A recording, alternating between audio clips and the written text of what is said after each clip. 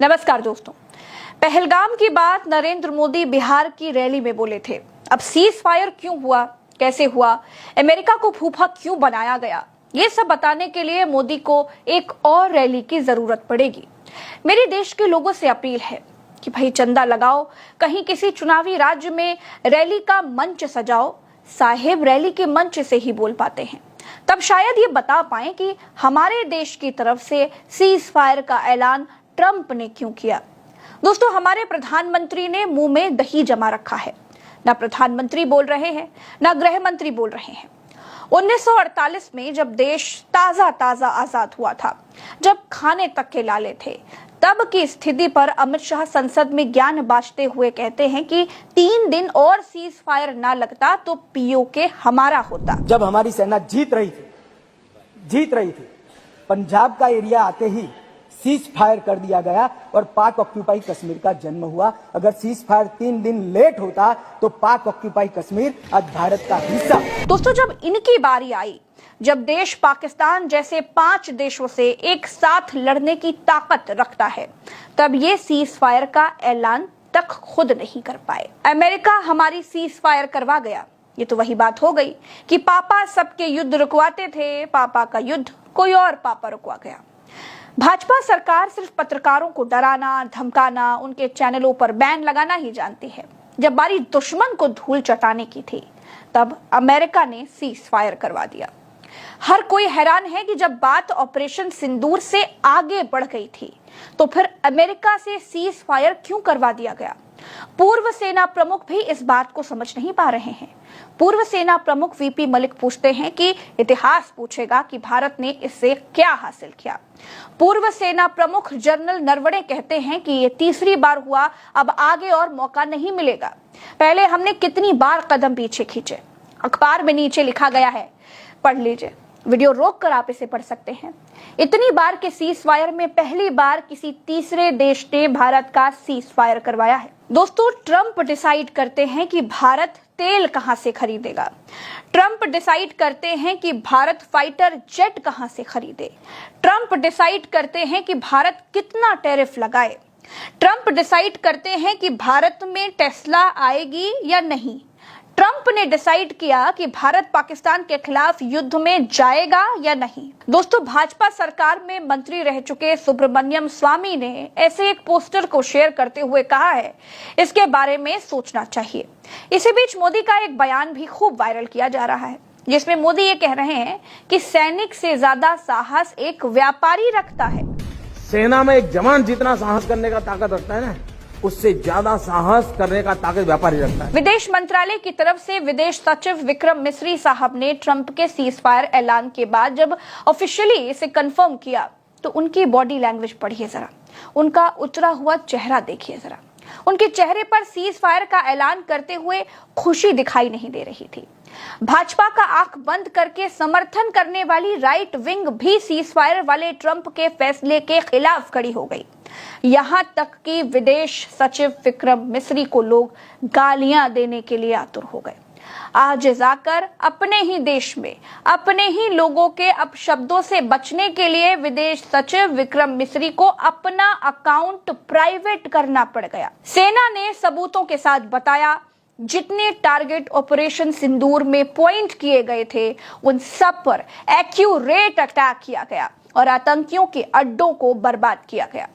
100 आतंकी मारे गए, 40 पाकिस्तानी सैनिक मारे गए, 26 भारतीय सिविलियन मारे गए और 5 भारतीय सैनिक शहीद हुए। टारगेट अचीव करने में सेना 100% सक्सेसफुल रही। सेना वैसे ही लड़ी जैसे किसी महान देश की सेना लड़ती है।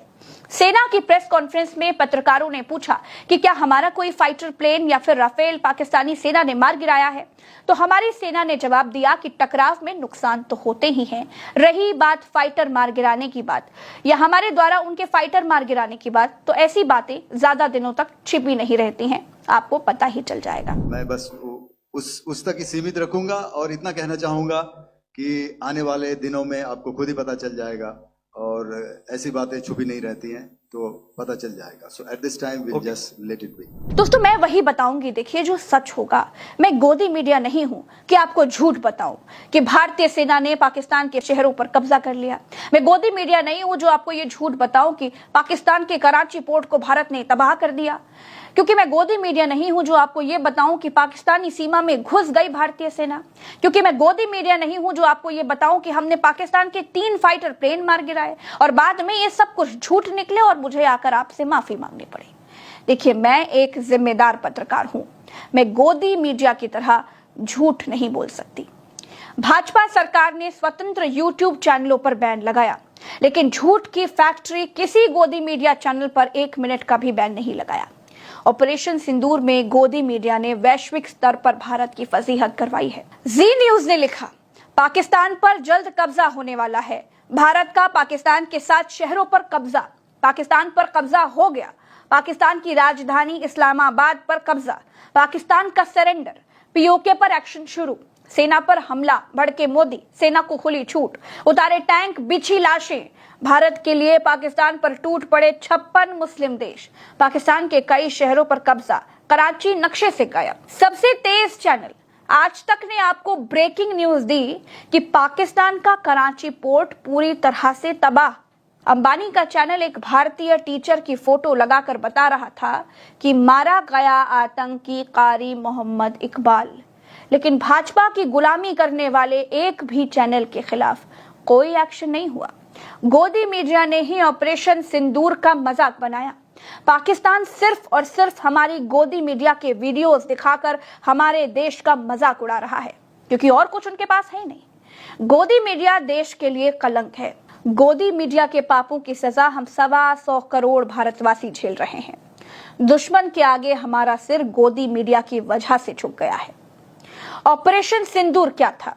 ऑपरेशन सिंदूर पाकिस्तान में आतंकियों के अड्डों को खत्म करने के लिए सेना द्वारा चलाया गया एक ऑपरेशन था, जिसमें हार जीत की कोई बात ही नहीं थी. ऑपरेशन सिंदूर को गोदी मीडिया ने पहले भारत पाकिस्तान का युद्ध बनाया. भारत पाकिस्तान को झूठी खबरों के जरिए लड़ाया. अगर झूठी गोदी मीडिया के एक भी चैनल को भारत सरकार 1 भी घंटे के लिए बैन कर देती तो ये बड़ा मैसेज चला जाता कि झूठ नहीं फैलाना है, ये हमारे देश में नहीं चलता. लेकिन भाजपा सरकार ने ऐसा नहीं किया. भाजपा सरकार ने सरकार से सवाल करने वाले चैनल बंद किए और गोदी मीडिया को गोद में बिठाए रखा. दोस्तों वैसे तो हम आपको हर खबर गोदी मीडिया के फैलाए हुए झूठ को खत्म करने के लिए सच्ची खबरें तथ्यों के साथ दिखाते हैं, जिससे आपको साथ साथ मालूम चलता रहे कि गोदी मीडिया कितना झूठ बोल रहा है.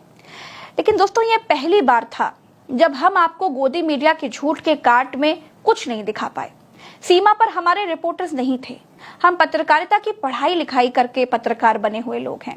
हमें मालूम है कि युद्ध की रिपोर्टिंग में कितनी जिम्मेदारियां होती हैं. बहुत ईमानदारी से बताऊं दोस्तों, तो जो गोदी मीडिया दिखा रहा था ना, हमें भी लगा कि वो सब सच ही होगा. गोदी मीडिया देश के मामले में झूठ बोलेगा ऐसा नहीं लग रहा था. लेकिन गोदी मीडिया ने देश को भी नहीं छोड़ा. पहली बार देश को यह भी मालूम चल गया कि अगर देश में यूट्यूब पर कुछ गिने चुने विश्वसनीय पत्रकार ना हो तो सच आप तक कभी पहुंच ही नहीं पाएगा. इसलिए सच्ची पत्रकारिता के लिए सब्सक्राइब कीजिए, और जितना आप सब्सक्राइब करेंगे सच को उतना ही ज्यादा समर्थन मिलेगा. दोस्तों राम राम दुआ सलाम. जय हिंद.